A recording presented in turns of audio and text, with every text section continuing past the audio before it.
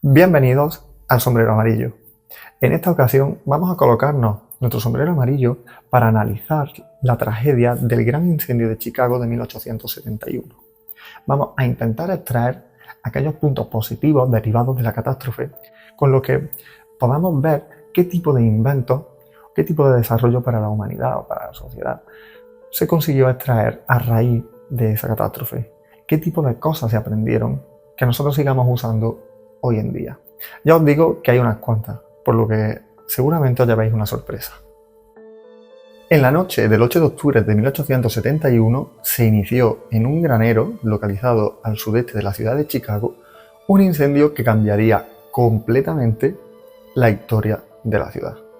Pero no solo la historia de la ciudad, sino la historia de la ciudad tal y como las conocemos hoy en día. Existen distintas teorías acerca del origen del fuego, pero la más aceptada es que una noche se encontraban en un granero jugando de forma clandestina a los dados un grupo de hombres, cuando de repente uno de ellos tiró un farol que provocó que toda la paja y el heno que se encontraba en el granero saliera ardiendo. Aquel año, la zona pasaba por una fuerte sequía y, en concreto, esa noche tuvieron lugar fuertes vientos que comenzaron a propagar el viento hacia el resto de la ciudad. Hasta aquí nada fuera de lo normal, ¿verdad? Un incendio como cualquier otro en cualquier otra parte del mundo. Y sí, esto es cierto, salvo por un factor, el más importante de todos y el que desarrollaría toda la catástrofe.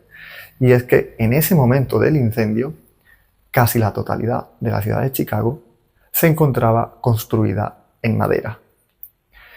Y cuando digo en madera, no solo me refiero a casitas, edificios, vallas, sino que me refiero a que estaba construido en madera incluso las calles y los acerados. Todo estaba pavimentado con madera de pino. Debido a estos factores, el fuego amenazaba con expandirse rápidamente, de forma que los bomberos reaccionaron rápido y salieron al encuentro, pero fueron enviados al lugar equivocado. Este pequeño error de ubicación costó minutos muy valiosos.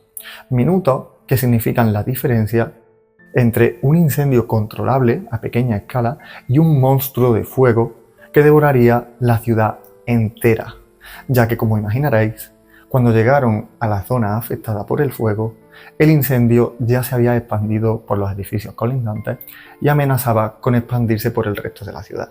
A pesar de que los bomberos luchaban por apagarlo, el fuego se propagó hacia el río. Este río, que se pensaba que sería una barrera natural frente al fuego, una especie de cortafuegos, debido al agua y a la anchura del propio río, no pudo contener el fuego debido a los fuertes vientos y al aire tan caliente que transportaba escombros ardiendo hacia el otro lado del río, de forma que comenzó a incendiarse la zona este de la ciudad. Al segundo día, en esta zona de la ciudad, el fuego alcanzó algunos edificios públicos e incluso comenzaron a producirse remolinos de fuego debido a las altas temperaturas que estaba provocando el incendio dentro de la ciudad. De hecho, para más INRI, incluso se prendió en llamas un tren que transportaba combustible, el cual acabó explotando. Y ya os digo que esto no es todo. Lo más importante en esta nueva zona en la que se había propagado el fuego fue que se alcanzó el edificio de obras hidráulicas de Chicago. ¿Qué significa esto? Significa que este edificio, construido en madera, acabó totalmente arrasado y que por tanto la ciudad se quedó sin suministro de agua. Las tuberías se secaron completamente, dejando a la ciudad totalmente indefensa frente al fuego y esta vez sí, a los bomberos totalmente vendidos. El hecho de que el fuego continuara sin control provocó que llegara a saltar de nuevo el río hacia la parte norte de la ciudad, saltando el río por segunda vez, expandiéndose de nuevo por la nueva zona. Poco más de 24 horas desde el inicio del incendio, el fuego avanzaba algo más lento que antes, debido a que en esta nueva zona norte de la ciudad en la que acababa de expandirse, se encontraba mucha menos densidad de población. ¿En qué se traduce esto? Se traduce en que había muchos menos edificios y muchos más espacios abiertos, con lo cual el fuego no se expandía tan rápidamente. Y fue entonces cuando la naturaleza intervino. Empezó a llover. Esta lluvia favoreció que se pudiera dar por controlado el incendio, el cual se declaró oficialmente controlado a los 3 días del inicio del fuego.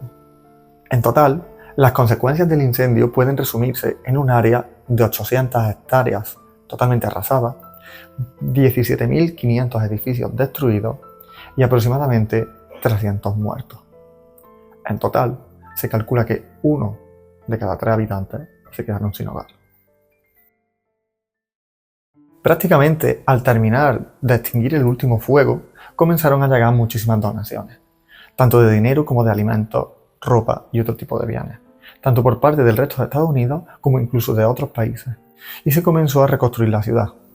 De hecho, no solo se reconstruyó, sino que se reinventó, y en el proceso se sentaron las bases de la arquitectura moderna tal y como las conocemos hoy.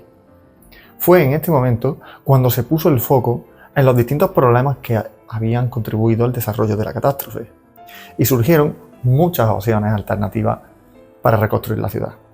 Pero la gran pregunta era, ¿necesitamos cambiar nuestras técnicas de construcción? ¿Necesitamos cambiar nuestros materiales de construcción? Movidos por esta pregunta y por la gran cantidad de nuevos edificios que había que construir, a finales del siglo XIX y principios del siglo XX, se trasladaron hasta Chicago numerosos arquitectos e ingenieros de renombre incluso internacional, con el objetivo de aportar sus conocimientos en la reconstrucción de esta nueva ciudad. Debido a la catástrofe, los precios de prácticamente todos los bienes comenzaron a dispararse, así como los de los propios terrenos que ahora se encontraban vacíos, con escombros y en ruinas. Esto dio lugar a una gran especulación de los terrenos, y este fue un importante factor que, sumado a la necesidad de adoptar nuevas técnicas constructivas, provocó que la mayoría de estudios de arquitectura apostaran por las mismas soluciones constructivas. Estas soluciones se basaban, en primer lugar, en abandonar la madera como principal material constructivo, y en su lugar se adoptó el acero, permitiendo estructuras metálicas mucho más resistentes y además estructuras que evitaban que en caso de incendio el fuego se propagara tan rápido hacia el resto de edificios colindantes. Además, debido al precio de los terrenos, se optó por una tendencia a la verticalidad de los edificios. Es decir, en una misma superficie del terreno, ahora entrarían un mayor número de plantas, para lo cual, además de acero, debía de comenzar a usarse de forma sistemática el hormigón. Y con el aumento del peso del acero y del hormigón de estas nuevas estructuras, tuvieron que mejorarse las cimentaciones, comenzando a popularizarse las zapatas corridas y cimentaciones profundas. No voy a entrar en detallar estas técnicas constructivas, estas nuevas cimentaciones que comenzaron a popularizarse en parte gracias a las consecuencias de este incendio, pero sí que me gustaría recalcar que son muy importantes para lo que viene a continuación y de hecho son súper importantes en las construcciones de hoy en día. La coincidencia de los estudios de arquitectura de la ciudad en esta solución ocasionó un estilo muy parecido entre los distintos proyectos, surgiendo la llamada Escuela de Chicago. En 1884, 13 años después del gran incendio, la arquitectura en la ciudad había avanzado lo suficiente como para que se inaugurara el primer rascacielos del mundo, con 10 plantas y una altura de 42 metros. Y así, ahora sí, se da paso a la gran revolución arquitectónica. La revolución arquitectónica que se ha mantenido evolucionando hasta nuestros días. Los arquitectos que conformaban la Escuela de Chicago, que eran principalmente 7, comenzaron a optar por altos edificios y acero estructural. Comienzan a recubrir el acero de una sustancia protectora contra el fuego y a diseñar edificios con muchos ventanales, permitiendo la ventilación e iluminación natural del interior. Y se comienzan a usar ascensores, se comienza a usar luz eléctrica y se comienzan a usar mejoras en las tuberías. Todo esto contribuyó a que en caso de incendio fuera mucho más fácil extinguirlo y mucho más difícil que se propagaran a otros edificios. A partir de 1888 hubo un auge de los rascacielos, especialmente en Nueva York y Chicago, que en 1893 ya contaba con 12 edificios de entre 16 y 20 pisos. Debido a la desaceleración económica en la década de 1890, se cambió la normativa de la ciudad, limitando la altura máxima de los edificios a 46 metros y frenando durante las décadas siguientes el desarrollo de rascacielos en Chicago, con lo cual Nueva York comenzó a tomar la delantera. Lo que comenzó como un desastre se convirtió en una completa revolución. El incendio de Chicago marcó el inicio de la era de los rascacielos y transformó para siempre el mundo de la arquitectura e incluso el skyline de cientos de ciudades en todo el mundo. A veces, de las cenizas nacen las ideas más grandes. Me he centrado en los rascacielos en general en vez de entrar en temas mucho más complejos, como temas de arquitectura, más técnicos, más ingenieriles. Pero me gustaría dejar claro que un rascacielos es una construcción pero tan compleja que en aquellos tiempos ocurrió única y exclusivamente gracias a la mejora en distintos ámbitos de forma simultánea. Y esas mejoras han llegado hasta nuestros días, pero el hecho de que en aquellos tiempos ya comenzaran a desarrollarse y a popularizarse las cimentaciones profundas, de que se comenzaran a usar ciertas estructuras en acero estructural y en hormigón, y de que comenzara a popularizarse el uso de la luz eléctrica y de los ascensores, contribuyó de una forma significativa al desarrollo de estas estructuras. Espero que os haya gustado y que me dejéis en los comentarios qué os ha parecido la historia. Si la conocíais, si no la conocíais, si creéis que me he dejado algo atrás y si creéis que puede volver a ocurrir algo similar en el futuro.